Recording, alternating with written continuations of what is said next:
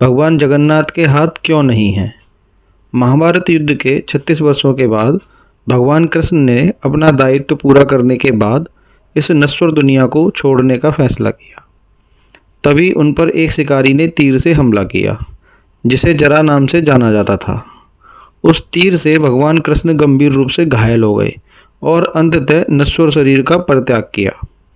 अर्जुन ने भगवान का अंतिम संस्कार किया, लेकिन भगवान कृष्ण का पूरा शरीर राख में बदल गया, सिर्फ उनके हृदय को छोड़कर, जो अब भी जीवित था और धड़क रहा था। एक भविष्यवाणी के अनुसार अर्जुन ने हृदय को समुद्र में विसर्जित कर दिया। हृदय समुद्र में तैरता रहा और एक नीले रंग की मूर्ति में परिवर्तित हो गया, जिसे नील माधव कहा जाता है। यह मूर्ति पश्चिमी तट द्वारका से पूर्वी तट पुरी तक तैरकर पहुंची थी, जिसे कलिंग के विश्ववासु नामक एक आदिवासियों के सरदार ने प्राप्त किया और इसे एक गुफा में रखा। राजा इंद्रद्युम्न ने जब मूर्ति के बारे में सुना तो मूर्ति को प्राप्त करने के लिए अपने मंत्री विद्यापति को भेजा। विद्यापति को विश्ववासी की बेटी से प्रेम था और उसने विश्ववासु की बेटी से शादी करने के बदले मूर्ति को एक बार देखने की शर्त रखी। विश्ववासु विद्यापति की आंखों पर पट्टी बांधकर उसे गुफा में ले गया। उसे यह ज्ञात नहीं था। विद्यापति चुपचाप गुफा में पहुंचने के रास्ते पर सरसों के बीज डाल रहा था। जब विद्यापति ने मूर्ति को देखा तो वह आनंद और भक्ति से अभिभूत हो गया और इस तरह एक निर्दोष आदिवासी को धोखा देने के लिए उसे खेद हुआ। जगन्नाथ, बालभद्र और सुभद्रा की अपूर्ण प्रतिमाओं का रहस्य। कुछ दिनों बाद राजा इंद्रद्युम्न मूर्ति को प्राप्त करने के लिए बड़ी सेना के साथ वहां पहुंचे।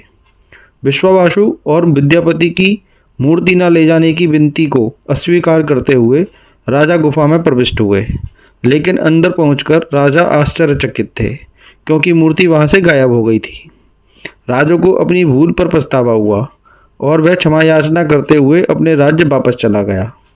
राजा को सपने में एक दिव्य आवाज ने पुरी के समुद्र तट पर जाने के लिए कहा, जहां उन्हें विष्णु भगवान के निशान वाली एक लकड़ी की बोट, लकड़ी का लट्ठा मिलेगा। भविष्यवाणी के अनुसार राजा को शंख के निशान के साथ एक लकड़ी मिली।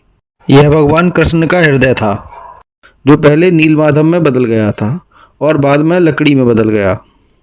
राजा ने पुरी में एक मंदिर का निर्माण करवाया और मूर्तिकारों द्वारा लकड़ी से मूर्तियां बनाने की कोशिश की, लेकिन कोई भी उस लकड़ी की बोट पर एक खरोंच भी नहीं बना सका।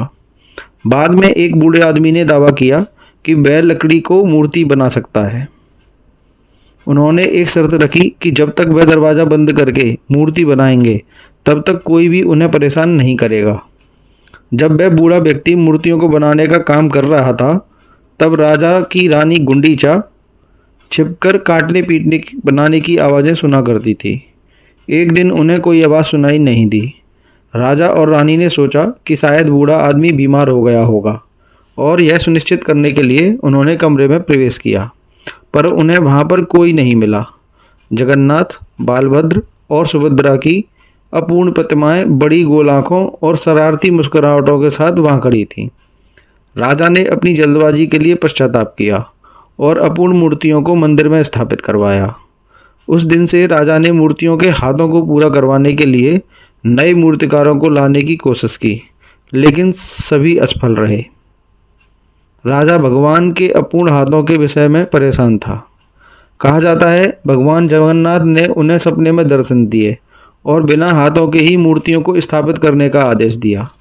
भगवान ने कहा, मैं पूरे ब्रह्मांड को देख रहा हूँ और ऐसा करना जारी रखूँगा।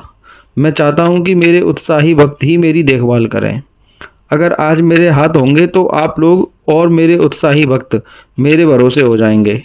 मैं चाहता हूँ कि आप लोग आत्मनिर्भर हों और मुझे बचाने के लिए स्वयं मजबूत हों। उड़िया मानते हैं कि भगवान जगन्नाथ ने इस तरह बने रहने के लिए इसलिए चुना ताकि उड़िया अपना गौरव और अब सबसे महत्वपूर्ण रूप से उनके भगवान तथा भूमि की रक्षा करने के लिए आत्मनिर्भर और मजबूत हो सकें। आशा करता हूँ आप सभी को वीडियो पसंद आया होगा। अगर वीडियो पसंद आया तो वीडियो को लाइक करें, कमेंट बॉक्स में कमेंट कर दें और अगर आप चैनल पर नए हैं तो चैनल को सब्सक्राइब कर लें। साथ ही साथ अपने मित्रों और परिचितों को शेयर भी कर दें। मिलते हैं एक और नई वीडियो के साथ, तब तक के लिए जय श्री राम।